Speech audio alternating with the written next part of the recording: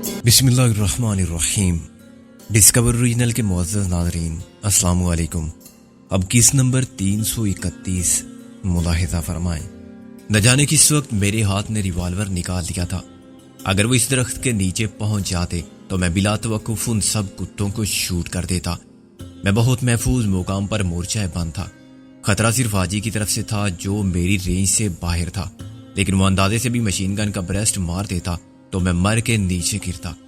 لیکن اب مجھے اطمینان حاصل ہو گیا تھا کہ وہ کسی اور کو تلاش کر رہے تھے، اور مجھے اس بات کی بھی خوشی تھی کہ شیر علی سے منسوب اندیشے غلط ثابت ہوئے تھے۔ اگر وہ بھی دوست نما دشمن ہوتا تو پھر اعتبار کا لفظ ہی بے معنی ہو جاتا۔ 2-3 منٹ کے بعد میں نے ایک سیٹی سنی۔ اس کے جواب میں 2 سیٹیاں سنائی تھی۔ میں نے حاجی صاحب کی طرف دیکھا۔ وہ ایک کھلی جگہ پر مشین گن دونوں ہاتھوں میں تھامے بڑے مستعد نظر آ رہے تھے، اور ان کی نظریں چاروں طرف مسلسل گردش کر رہی تھی۔ میں نے ریوالور سے ان کے سر کا نشانہ لیا۔ 20-25 گز کا فاصلہ زیادہ نہیں تھا۔ مجھے اپنے نشانے پر بھی بھروسہ تھا، لیکن حاجی صاحب کا سر متحرک تھا اور روشنی کم تھی۔ نشانہ خطا نہ ہوتا تب بھی فائر کی آواز پر 4 مسلح افراد کا دوڑے ہوئے آنا یقینی تھا۔ پھر وہ مجھے چاروں طرف سے گھیر سکتے تھے۔ اگر میں حاجی صاحب کو مار کے ان کی مشین گن پر قابض ہو جاتا تو ان چاروں کو بھی لمبا لٹا سکتا تھا، مگر پہلی بات تو رسک لینے کی تھی۔ درخت کی اتنی بلندی سے نشانہ خطا ہونے یا نہ ہونے کے چانس 50-50 تھے۔ دوسری بات یہ تھی کہ ان سب کو مار کے مجھے کچھ بھی معلوم نہ ہوتا۔ ابھی تو میں یہ دیکھنا چاہتا تھا کہ اس وقت وہ جنگل میں مجھے شکار کرنے نہیں آئے تھے تو ان کا شکار کون تھا۔ درخت پر چڑھنے کے مقابلے میں درخت سے اترنا بہت آسان کام تھا۔ اگر مجھے 1 منٹ کی مہلت بھی ملتی تو میں شاخ سے جھول کے زمین پر اس طرح قدم جما دیتا کہ اس نام کی حاجی کو آہٹ تک محسوس نہ ہوتی۔ لیکن وہ بہت چوکنا کھڑا ہوا تھا۔ اس کی پشت سڑک کی جانب تھی۔ وہ مطمئن تھا کہ اس طرف سے کوئی خطرہ لاحق نہیں۔ میری طرف اس کا چہرہ تھا۔ وہ خفیف سی حرکت کو بھی دیکھ سکتا تھا، کیونکہ جنگل میں کسی درخت کا ایک پتا بھی نہیں ہل رہا تھا۔ اس کے کان بھی بہت تیز تھے۔ کسی درخت پر اپنے آشیانے میں کوئی پرندہ بھی پھڑ پھڑاتا تھا تو وہ فوراً ادھر متوجہ ہو جاتا تھا۔ اس عمر میں حاجی صاحب کی بصارت اور سماعت کی قوت بہت سے نوجوانوں سے بہتر تھی۔ میں دم سادے بیٹھا ہوا خدا کے حضور بہت سی فضول خواہشات کو دعا بنا کے ارسال کر چکا تھا۔ مثلاً یہ کہ اے خدا، اس وقت مجھے چھینک نہ آئے۔ سنائے گاہک موت، عشق اور چھینک کا کوئی وقت مقرر نہیں ہے، اور یہ کہ مجھے سانپ بچھو نہ کاٹے۔ کوئی چیونٹی میرے جسم کے علاقے ممنوعہ میں داخل ہو کے مجھے نہ کاٹے کہ میں بل بلا اٹھوں۔ کچھ دعائیں فریق ثانی کے لیے بھی تھی۔ مثلاً یہ کہ اچانک اس کو عطا کی جانے والی زندگی کی آخری سانس پوری ہو۔ فرشتے اجل کے بارے میں کوئی نہیں جانتا کہ ویسی جگہ روح قبض کرنے پہنچتا ہے جو کسی کے وہم و گمان میں بھی نہیں ہوتی۔ حاجی صاحب کی عمر مہلک قسم کے ہارٹ اٹیک کے لیے بہت موزوں ہے۔ یہ نہیں تو اسے پیشاب کی عادت ہی محسوس ہو کہ وہ چند منٹ کے لیے مشین گن رکھے اور انگریزی محاورے کے مطابق پانی بنائے، مگر ایسی دعائیں نہ دل سے نکلتی ہیں اور نہ اثر رکھتی ہیں۔ حاجی خون کے پیالے سے چالاک چیتے کی طرح وہیں موجود رہا۔ جنگل میں سے اس کے لوائقین کی سیٹیاں سنائی دیتی رہیں جو اپنے ملازمین کے ہمراہ ایک محدود علاقے کو چھان رہے تھے۔ ادھر میری گھڑی میں 9:30 بج گئے تھے، اور میرے اندازے کے مطابق اگلے 1-1.5 گھنٹے میں اس ٹرک کو آنا تھا۔ ٹرک رات کے 12 بجے بھی آ سکتا تھا، لیکن 11 بجے تک میرا آبزرویشن پوسٹ پر رہنا ضروری تھا۔ درمیان میں یہ نئی صورتحال سامنے آ گئی تھی، اور میں نہیں کہہ سکتا تھا کہ عبداللہ اینڈ سنز کی واپسی کتنی دیر میں ہوگی۔ وہ ساری رات بھی شکار کھیل سکتے تھے۔ سیٹیوں کی آوازیں بہت دور سے آنے لگی اور پھر معدوم ہو گئی۔ شکاری اور ان کے کتے اتنی دور نکل گئے تھے کہ ان کے سگنل اب حاجی صاحب کو موصول نہیں ہو رہے تھے۔ حاجی بڑی بے قراری سے جنگل کی طرف دیکھ رہا تھا اور پارے کی طرح مضطرب تھا۔ آدھے گھنٹے بعد اچانک ایک فائر ہوا تو میں بھی اچھل پڑا۔ انتظار کا سکوت میرے اعصاب پر سوار تھا۔ ایسے میں بہت نزدیک ہونے والے دھماکے کا اثر زیادہ شدت کے ساتھ محسوس ہوا۔ کون ہے؟ حاجی نے چلا کر کہا اور اپنی مشین گن کو یوں سامنے کر لیا جیسے درختوں کی اوٹ سے دشمن کی فوج کا مسلح دستہ نمودار ہونے والا ہو۔ جواب میں دوسرا فائر ہوا اور حاجی نے خود کو گاڑی کی اوٹ میں کر لیا۔ میں نے کسی دوڑتے ہوئے قدموں کی آواز سنی۔ وہ شاخوں اور جاڑیوں کی سرسراہٹ کے درمیان بھاگتا ہوا ادھر ہی آ رہا تھا۔ وہ اچانک سامنے آ گیا۔ خبردار! حاجی صاحب نے چلا کر کہا، رک جاؤ ورنہ بھون کے رکھ دوں گا، میرے پاس مشین گن ہے۔ وہ دوڑتے دوڑتے اسی پیڑ کے نیچے پہنچا جس پر میں سوار تھا۔ پیچھے سے ایک اور گولی آئی اور وہ درخت پر چڑھنے کی کوشش کے پہلے مرحلے ہی میں ناکام ہو کر نیچے گرا۔ اس کا جسم 2-3 پلٹے کھانے کے بعد ساکت ہو گیا۔ 15 فٹ اوپر سے میں مرنے والے کو صاف دیکھ سکتا تھا۔ وہ کوئی دبلا پتلا سیاہ فام بنگالی تھا جس نے دھوتی کے ساتھ بنیان پہن رکھی تھی۔ وہ جنگل کی پرخار زمین پر ننگے پاؤں بھاگتا ہوا آیا تھا۔ وہ گولی کی رفتار سے نہیں جیت سکا تھا، ورنہ چند سیکنڈ میں وہ بھی اسی درخت پر آ جاتا جہاں میں پہلے سے پناہ گزین تھا۔ قاتل اس کے پیچھے تھا اور بنگالی کے گرتے ہی وہ بھی سامنے آ گیا۔ اس کے ایک ہاتھ میں ریوالور تھا اور دوسرے ہاتھ میں کتے کے پٹے سے بندھی ہوئی ڈوری کا سرا۔ یہ حاجی کا کوئی بیٹا تھا۔ اس کے ساتھ جانے والا دوسرا شخص خود کو گھسیٹتا ہوا نمودار ہوا۔ اس نے اٹھنے کی کوشش کی مگر لڑکھڑا کے منہ کے بل گرا اور پھر آگے رینگنے لگا۔ حاجی آہستہ آہستہ قدم اٹھاتا ہوا آگے آیا۔ یہ تو مکرجی ہے۔ ہاں غالباً کے بچے، یہ تم نے کیا کیا؟ حاجی صاحب بگڑے، جو اس نے کیا وہ بھی تو دیکھیں ابا جی۔ پہلے اس نے گولی چلائی تھی، کیا یہ اندھا ہو گیا تھا؟ یہ حاجی کا بڑا لڑکا تھا اور تم اندھے نہیں تھے؟ تم دیکھ سکتے تھے کہ یہ اپنا ہی آدمی ہے۔ اس کی گولی مجھے بھی لگ سکتی تھی، لگی تو نہیں تھی۔ حاجی نے برہمی سے کہا، چلو اب اسے اٹھاؤ، خیر سے دوسرے بھی واپس آنے والے ہوں گے۔ فائر کی آواز پر سمجھے ہوں گے کہ بڑے بھائی نے شکار مار لیا۔ میں ان کی گفتگو سننے کے ساتھ یہ بھی دیکھ رہا تھا کہ دوسرے شخص کی طرف کوئی متوجہ نہیں ہے، جو بنگالی کی گولی سے شدید زخمی ہوا تھا اور مرنے کے قریب نظر آتا تھا۔ وہ بار بار کہہ رہا تھا کہ اسے ڈاکٹر کے پاس لے جاؤ ورنہ وہ مر جائے گا، مگر ایسا معلوم ہوتا تھا کہ میرے سوا کسی کے کانوں تک اس کی آواز پہنچ ہی نہیں رہی تھی۔ اس نے حاجی صاحب کو خدا اور رسول کا واسطہ دیا، مگر باپ بیٹے کو اپنے ہی ایک آدمی کے غلط فہمی کی بنا پر مارے جانے کا صدمہ زیادہ تھا۔ مکرجی کے بارے میں اس کے سوا میں کیا فرض کرتا کہ وہ درمیان کی کوئی چھوٹی سی کڑی تھا؟ یہ معلوم نہیں ہو سکتا تھا کہ مکرجی اس ویران جنگل میں کیوں چھپا ہوا تھا۔ میں نے ایک بات اور نوٹ کی، کتے کا منہ بند رکھنے کے لیے اس کی تھوتنی پر کوئی خول چڑھا دیا گیا تھا یا رسی لپٹی گئی تھی، اس طرح کہ وہ اپنی ناک تو سونگھنے کے لیے استعمال کر سکتا تھا مگر اپنی مرضی سے چوں بھی نہیں کر سکتا تھا۔ رحم کے لیے چلانے والا بھی کراتے کراتے خاموش ہو گیا۔ کسی نے اس کی طرف دیکھا تک نہیں کہ وہ بے ہوش ہو گیا تھا یا مر گیا تھا۔ جنگل کی طرف سے ایک سیٹی سنائی دی، اسے جوابی سگنل دیا گیا اور وہ اپنی گاڑی کے پاس جا کھڑے ہوئے۔ تمام وقت میں کچھ کرنے یا نہ کرنے کی کشمکش میں مبتلا رہا۔ تجسس بھی میری راہ میں حائل تھا۔ میں نے بہت کچھ سن لیا تھا اور دیکھ لیا تھا، لیکن اصل بات کا ابھی تک پتہ نہیں چلا تھا۔ اس وقت جب باپ بیٹا درخت کے نیچے کھڑے ہوئے تھے، میں دونوں کو ایک ہی جس میں سمیٹ سکتا تھا، اور اسے پہلے کہ وہ سنبھلتے میں دونوں کے سر بھی توڑ سکتا تھا، ہاتھ پیر بھی اور گردن بھی۔ مجھے ان کی صفا کانا بے حسی پر اتنا غصہ آیا تھا جتنا مرتے ہوئے شخص کی حالت پر رحم، لیکن میں نے خود کو سمجھا لیا کہ یہ جنگ ہے، مجھے صرف اپنی ذات کے تحفظ کی فکر کرنی چاہیے۔ دوسرا شکاری 10 منٹ بعد لوٹا تو اکیلا نہیں تھا، اس کے آگے آگے ایک عجیب حلیے کا شخص چل رہا تھا۔ اس نے شوخ رنگ کے پھولوں والی دھوتی پر لمبی داڑھیوں والا کرتا پہن رکھا تھا۔ وہ ننگے پاؤں تھا اور اس کا سر حال ہی میں اس طرح سے صاف کیا گیا تھا۔ اس کے ایک ہاتھ میں کلائی کے برابر موٹا ڈنڈا تھا اور دوسرے ہاتھ میں کشکول۔ اسے گھیر کر لانے والے 4 قدم کے فرق سے اس کے پیچھے دائیں بائیں چل رہے تھے۔ لو ابا جی، آپ کے سمدھی آ گئے، اب آپ ان کی سمادھی بناؤ یا مزار شریف۔ چھوٹا لڑکا ذرا غیر سنجیدہ قسم کی گفتگو ضرور کرتا تھا مگر اپنے کام میں زیادہ ہوشیار تھا۔ حاجی نے بڑے بیٹے کی طرف دیکھ کر کہا، کبھی تم بھی عقل میں بڑے ہونے کا ثبوت دے دیا کرو۔ یہ پٹاخے کس خوشی میں چلائے جا رہے تھے؟ چھوٹے لڑکے نے کہا۔ پھر اس کی نگاہ نے دونوں لاشوں کو دیکھ لیا۔ میرا خیال ہے کہ میں نے 3 فائر سنے تھے، تیسری لاش کہاں ہے؟ یا انہیں فی کس 1.5 گولی ماری گئی ہے؟ مگر حاجی اس کی نہیں سن رہا تھا، وہ اس ملنگ کی طرف متوجہ تھا۔ میں سمجھ گیا کسی ملنگ پر بادشاہ گل کے قتل کا الزام تھوپ دیا گیا تھا۔ اس کے پاس سے کچھ ملا؟ حاجی نے کہا۔ آپ کے مطلب کی تو یہی 2 چیزیں ہیں، چھوٹے لڑکے نے کہا، اور اپنی 2 جیبوں سے 2 ریوالور نکال کے باپ کے قدموں میں ڈال دیے۔ باقی کچھ تصویریں تھی۔ کیسی تصویریں؟ حاجی نے کہا، دکھاؤ مجھے۔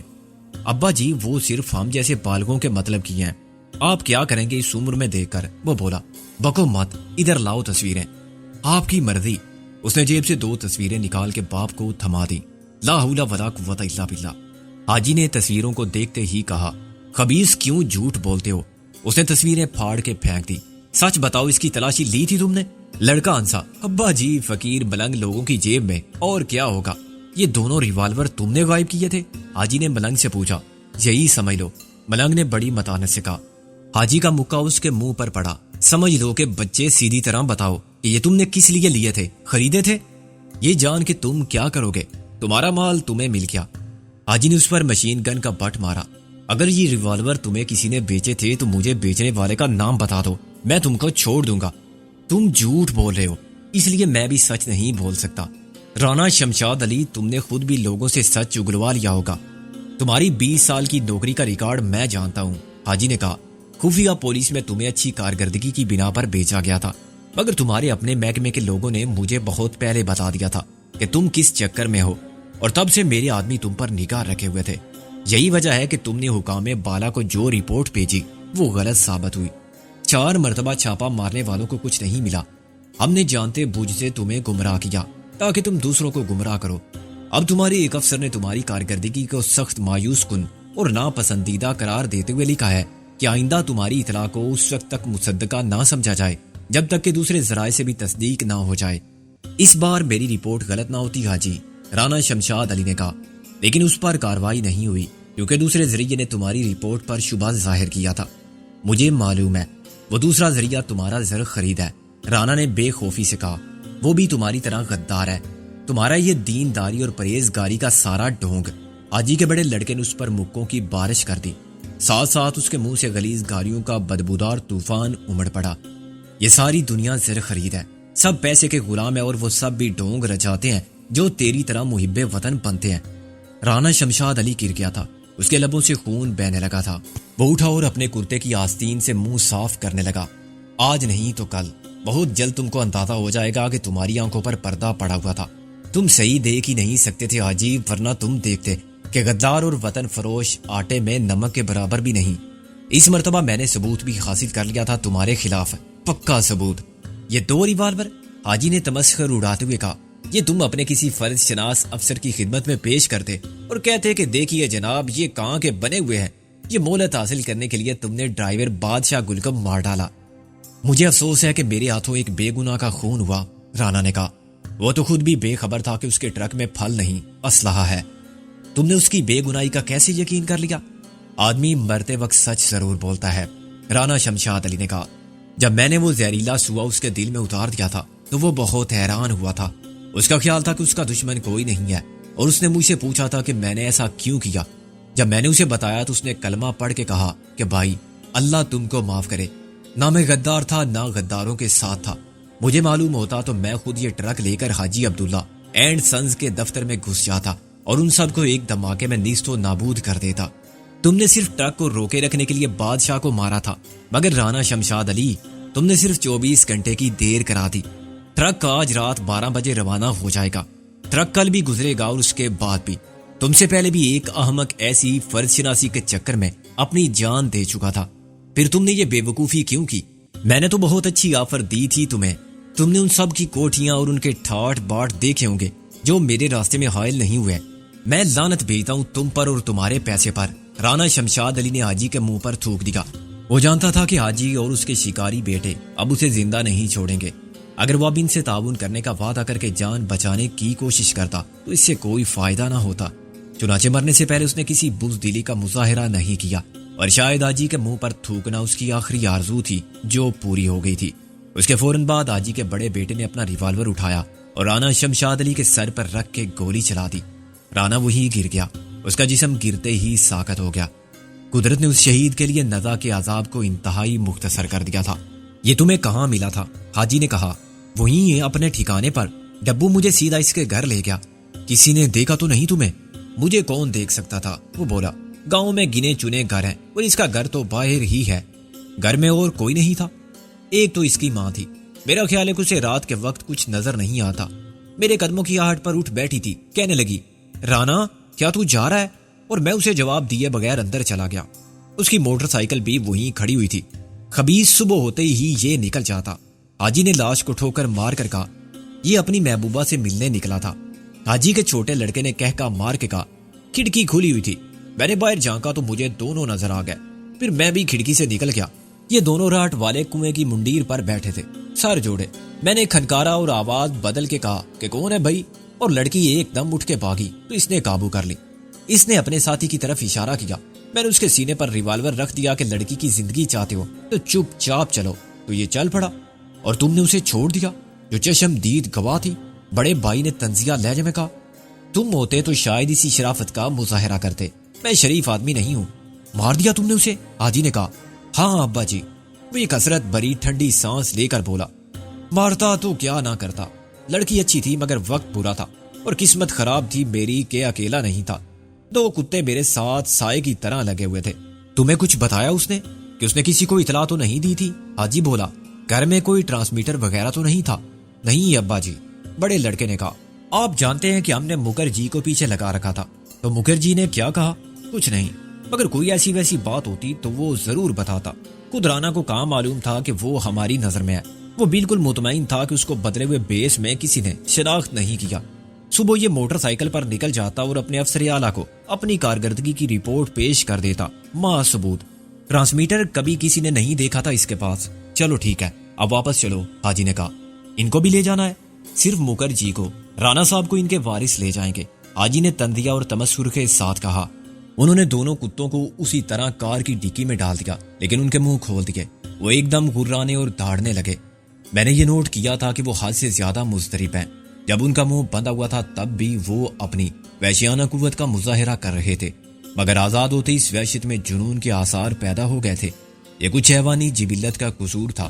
آدمی کے ہاتھ بھی اگر پیچھے باندھ دیے جائیں اور اسے دوڑنے کو کہا جائے تو وہ جسم کی پوری قوت کے ساتھ نہیں دوڑ سکتا، لیکن ہاتھ آزاد ہوں تو وہ بہت تیز بھاگتا ہے۔ ہاتھوں کا رفتار سے کوئی تعلق ہونا تو نہیں چاہیے، کیونکہ دوڑتا تو آدمی ٹانگوں پر ہے، لیکن بندی ہاتھوں کے ساتھ اس کے پورے جسم کی توانائی جیسے محدود ہو جاتی ہے۔ وہی کتے جو پہلے زیادہ خطرناک محسوس نہیں ہوتے تھے، اب خون آشام درندوں کی طرح چلا رہے تھے۔ اس کی ایک وجہ اور بھی تھی۔ سابقہ تجربے کی بنا پر وہ جانتے تھے کہ اب ان کو انعام ملے گا۔ صبر کرو یار، حاجی کے چھوٹے لڑکے نے کہا۔ مانا کہ تم صبح سے بھوکے ہو۔ خاجی کے ایک ملازم نے مکر جی کی لاش اٹھائی۔ ابے پاگل ہو گیا کیا؟ کپڑوں سمیت ڈال رہا ہے؟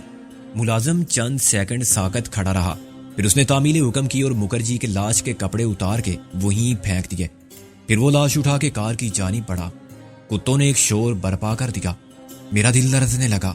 غصے کی ایک پاگل کر دینے والی لہر کے سامنے میرا وجود لڑکھڑانے لگا۔ میں نے سوچا کہ مسلط کے تقاضے اور حالات کی ضرورت سب کو بھول جاؤں اور انجام کی پرواہ کیے بغیر اس شکاری ٹولے پر ٹوٹ پڑوں جو انسانوں کا شکار کرتے تھے اور اس شکار پر اپنے کتے پالتے تھے۔ انہوں نے کتوں کو آدم خور بنا دیا تھا اور وہ بے قیمت مل جانے والے انسانی گوشت سے ان کا پیٹ بھرنے کے عادی معلوم ہوتے تھے۔ لاش کے ڈیکی میں گرتے ہی کتے یوں غرائے کہ میرا سارا وجود سن ہو گیا۔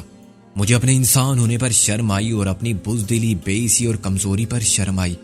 اس وقت مجھے افسوس ہوا کہ جب وہ عین پیڑ کے نیچے تھے تو میں نے انہیں کیوں چھوڑ دیا۔ اب وہ اتنے فاصلے پر تھے کہ میں بجلی کی رفتار سے حملہ کرتا تب بھی انہیں پلٹ کر مجھ پر مشین گن کھول دینے کی مہلت مل جاتی۔ پھر وہ میری لاش کو بھی انہی کتوں کے سامنے ڈال دیتے جو اس وقت میرے ہی جیسے گوشت پوست کے بنے ہوئے ایک انسان کو اپنے بے رحم پنجوں اور شفاف دانتوں سے بھنبوڑ رہے تھے۔ اس کا گوشت ادھیڑ رہے تھے اور ہڈیاں چبا رہے تھے۔ ایک ناقابل برداشت عذاب تھا اور وقت ناقابل فراموش تھا جب میں نے انسانیت کی اس تذلیل کو دیکھا اور کچھ نہ کر سکا۔ مکر جی، میں اور مجھ میں صرف ایک فرق یہ تھا کہ وہ ہندو تھا اور میں مسلمان۔ وہ غدار تھا اور میں وطن کی مٹی سے جسم و جان کے رشتے کو مقدس سمجھنے والا سپاہی۔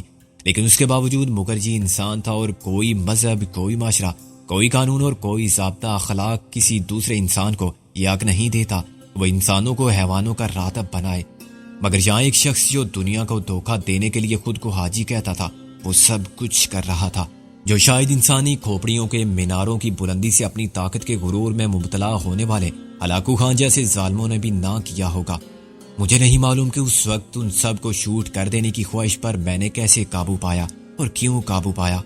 میں خود کو یہ سمجھاتا رہا کہ میرے پیش نظر عظیم تر مقاصد ہیں اور مجھے صرف اپنی جنگ لڑنی ہے، اور اگر میں اپنی محبت کی ترجیحات کو دیکھوں تو سب سے پہلے میری اپنے وطن سے محبت اہم ہے، پھر رابعہ کی محبت ہے، اس کے بعد جذباتی رشتوں کی، اور پھر انسانیت کی اور اخلاقی سچائیوں کی محبت ہے۔ مکر جی دشمن تھا اور اب دشمن ہی کے ہاتھوں اپنے منطقی انجام کو پہنچا تو مجھے اس کی خاطر جذبات میں اندھا ہو کے اپنا نقصان کرنے کی کیا ضرورت ہے؟ وہ سب جنگل کے شکاری ہیں جو جنگل کے قانون کے مطابق لڑ رہے ہیں اور در حقیقت حیوان ہی ہیں۔ جب گاڑی چلی گئی تو میں اپنے آپ سے شرمسار نیچے اترا۔ ایسا اکثر ہوتا ہے کہ آدمی کے ضمیر کو مطمئن رکھنے والے دلائل بھی تاثیر کھو دیتے ہیں اور عقلی جواز کو دل اسی طرح قبول کرتا ہے جیسے ایک بزدل بچہ انجیکشن کی سوئی کو برداشت کرتا ہے۔ مجھ سے چند قدم کے فاصلے پر اب 2 لاشیں پڑی ہوئی تھی۔ رانا شمشاد علی کی، جو شاید مجھے نہیں جانتا تھا، مگر میں نے اسے دیکھا تو جان لیا کہ وہ بھی ہمارا ساتھی تھا۔ MRS کے نام سے بھی نا واقف ہونے کے باوجود وہ MRS میں شامل مجاہدوں کا خلیف تھا، اور انہی کی طرح اس شان سے شہید ہوا تھا کہ جان گئی مگر آن نہ گئی۔ اس سے کچھ دور حاجی کا ایک زر خرید مرا پڑا تھا۔ میں نے اس کی جامع تلاشی لی، لیکن اس کے پاس سے کچھ بھی نہ ملا۔ رانا شمشاد علی کے پاس بھی ایسی کوئی چیز نہ تھی جس سے اس کی شناخت ممکن ہوتی۔ میں نے گھڑی دیکھی تو رات کے 11 بج چکے تھے۔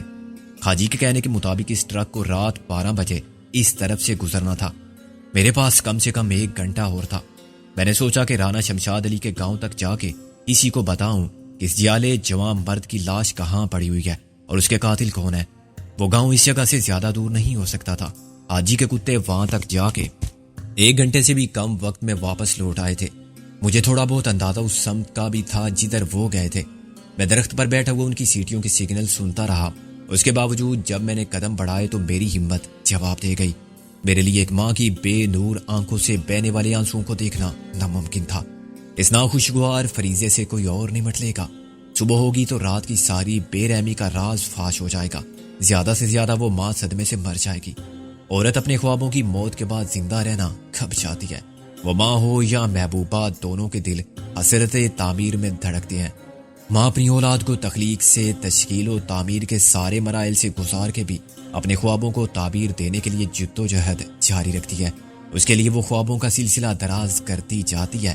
وہ آگے دیکھتی ہے جب اس کا لگایا ہوا پودا پھل دے گا اور بیٹوں کے بعد پوتے جوان ہوں گے، اور عورت جو محبوبہ اور بیوی بن کے ماں بننے کے عظیم رتبے پر فائز ہوتی ہے، انہی خوابوں کو وقت کے اگلے کارواں میں شامل کر دیتی ہے اور خود بھی شریک سفر ہو جاتی ہے۔ اس وقفے میں جب میرا ذہن انتشار کے بدترین عذاب سے دو چار تھا، میں نے مکھرجی کے بارے میں سوچا کہ اس کے وجود کا کتنا حصہ کتوں کے پیٹ میں پہنچے گا اور فضلہ بن کے مٹی میں ملے گا، اور کتنا بچا ہوا جسم کتے پھر کھا سکیں گے۔ بلاخر سب مٹی میں ملے گا، مگر کتنا بے آبرو ہو کے۔ کیا مکھرجی نے کبھی ایسا سوچا ہوگا؟ کیا رانا شمشاد علی نے اس وقت جب وہ اپنی محبوبہ کے کندھے پر سر رکھ کے اس کی خوشبوئے زلف اور اس کے بدن کی ساحر مہک میں کھویا ہوا تھا، یہ سوچا تھا کہ اس ساعت نایاب کے بعد کا لمحہ اجل کی خون آشامی کا لمحہ ہوگا؟ پھر میں کیا سوچ رہا ہوں اور کیوں سوچ رہا ہوں؟ رابعہ تک رسائی کی راہ تو بہت لمبی ہے۔ دنوں، ہفتوں اور سالوں کے پیمانے بھی مختصر ہوتے ہیں۔ درمیان میں عرصوں کا لمحہ حائل ہو جائے تو انتظار جاری رہتا ہے لا انتہا تک، یوم محشر تک۔ صاف ظاہر تھا کہ میں ایک انسانیت سوز منظر کا تماشا دیکھنے سے قنوطیت کے دورے میں مبتلا ہو گیا تھا۔ میں نے اس جگہ سے بھاگ جانا بہتر سمجھا۔ جاتے جاتے میں نے رانا شمشید علی کے سامنے عہد کیا کہ ایک نہ ایک دن میں اس حاجی کہلانے والے شیطان سے اور اس کی مجسم گناہ اولاد سے ان سب کا بدلہ ضرور لوں گا جو ان کے ناپاک پیسے کی سفلی قوت کا شکار ہوئے، اور اگر ممکن ہوا تو انہیں یہ سزا بھی انہی کے ضابطۂ اخلاق کے مطابق دوں گا۔ اگر اس لیے کہ میں کتنا بھی گرنا چاہوں، انتقام اور اشتعال کے جذبات سے مغلوب ہو کے انسانیت کی سطح سے نیچے جانا بھی چاہوں تو شاید میں خود کو بے بس پاؤں۔ میرے مذہب میں تو یہ بھی دشوار اور ممنوع ہے کہ دشمن کو آزاد اور ایذا دے کر مارو۔ سڑک پر اب گاڑیوں کی آمد و رفت پہلے کے مقابلے میں بہت کم ہو گئی تھی۔ 5-10 منٹ کے وقفے سے کوئی ٹرک یا بس لاہور سے ملتان یا ملتان سے لاہور جاتی نظر آتی تھی۔ لکڑی کا وہ لٹھا وہیں پڑا ہوا تھا۔ اس پر بیٹھ کر میں نے ایک سگریٹ جلائی اور شعلے کو چھپائے رکھنے کے لیے دونوں ہاتھوں کی پناہ فراہم کی۔ میں نے سگریٹ کا کش لیتے ہوئے بھی ایک ہاتھ سامنے رکھا تاکہ سڑک پر سے گزرنے والا کوئی بھی اس چنگاری کی طرف متوجہ نہ ہو۔ وقت کے تجربات سے حاصل ہونے والا سبق آہستہ آہستہ میرے دل کو سخت کر رہا تھا، اور میں محسوس کر رہا تھا کہ اب میری وہ حساس طبیعت نہیں رہی جو قتل اور خونریزی کے واقعات پڑھ کر یا سن کر ہی خراب ہونے لگتی تھی۔ مکھرجی کی عبرت ناک انجام اور رانا شمشاد علی کی افسوس ناک موت کا اثر بھی کم ہونے لگا تھا۔ میں پھر رابعہ کے بارے میں سوچنے لگا۔ اس کی طلب اور تلاش نے مجھے یک لخت اپنا سب راستہ الگ کر لینے پر مجبور کر دیا تھا۔